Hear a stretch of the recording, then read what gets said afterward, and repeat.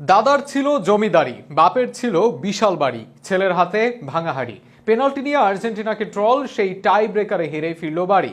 কথাগুলো আমার নয়, আর্জেন্টাইন সমর্থক নেটিজেনরা এই কবিতা দিয়েই ব্রাজিল সমর্থকদের রসানলে ফেলছেন। বিশ্বকাপ থেকে পেনাল্টি মিস করে বিদায় নিয়েছিল ব্রাজিল, ইউরো থেকেও পেনাল্টি মিস করে বিদায় নিল রোনালদোর পর্তুগাল, কোপা আমেরিকাতেও সেই টাই ব্রেকারে দুটি পেনাল্টি মিস করে বিদায় নিল সেলেসাওরা। যাদের পেনাল্টি ঠেকানোর মতো গোলকিপার নেই, পেনাল্টিতে গোল দেওয়ার মতো খেলোয়াড় নেই, তাদের মুখে আদৌ কি পেনাল্টির বিষয়ে কথা বলা মানায়? উত্তর খোঁজার চেষ্টা প্রতিবেদনে। আর্জেন্টিনা বিশ্বকাপে অনেকগুলো পেনাল্টি আদায় করেছে, সেগুলো থেকে সফলভাবে তারা গোলও করেছে।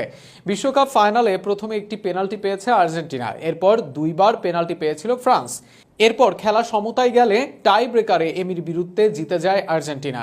শুটাররাও কোনো ভুল করেননি, অথচ সেই আর্জেন্টিনার পেনাল্টিতে জয় নিয়ে মেসিকে ট্রল করেন অনেক রোনালদো ভক্তরা, আর আর্জেন্টিনাকে ট্রল করেন ব্রাজিল ভক্তরা।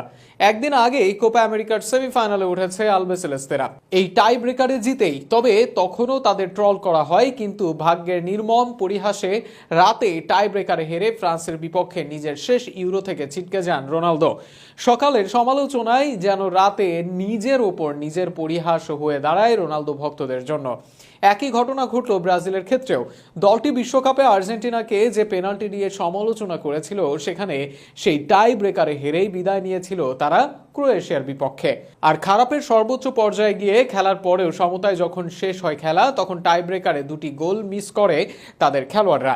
ডগলাস মিলিতাওদের সেই ভুল শুধরে দিতে পারেননি কথিত বিশ্ব সেরা গোলকিপার অ্যালিসন বেকার। ফলে টাই ব্রেকারে হেরে এই কোপা আমেরিকার সেমিফাইনালে যাবার আগে বিদায় নিল ব্রাজিল। যখন একটি দল খারাপের সর্বোচ্চ পর্যায়ে যায়, তখন আসলে কোনো কিছুতেই আর কাজ হয় না। ক্লাব প্রোডাক্ট আর মিডিয়ায় নাম কামানো খেলোয়াড় দিয়ে দল সাজানোর ফল ভোগ করছে ব্রাজিল। জাতীয় দলে বরাবরই ভালো করে থাকেন রিচার্লিসন, ক্যাসেমিরো কিংবা জেসুস। তাদের ক্যারিয়ারে যতগুলো আন্তর্জাতিক গোল করেছেন তা ভিনি, রদ্রিগো, মার্টিনেল্লি সহ সব অ্যাটাকারদের মোট গোলের সমান। অথচ শুধু ক্লাবের বড় নাম হওয়ার কারণে প্রতি ম্যাচের সুযোগ পান রদ্রিগোরা। এক ম্যাচে ভালো খেলে বাকি দুই ম্যাচে ছায়া হয়েছেন ভিনি। দুই ম্যাচেই হলুদ কার্ড দেখে আজ তো খেলতেই পারেননি। ক্লাবে বড় বড় খেলোয়াড়দের নিয়ে সাজানো ডিফেন্স লাইনের পেছনে রাজত্ব করা অ্যালিসন বেকার জাতীয় দলে আহামরি কোনো গোলকিপার নন। অথচ কোপার আগে এত ভালো গোলকিপিং করার পরও তার সুযোগ হয়নি জাতীয় দলে।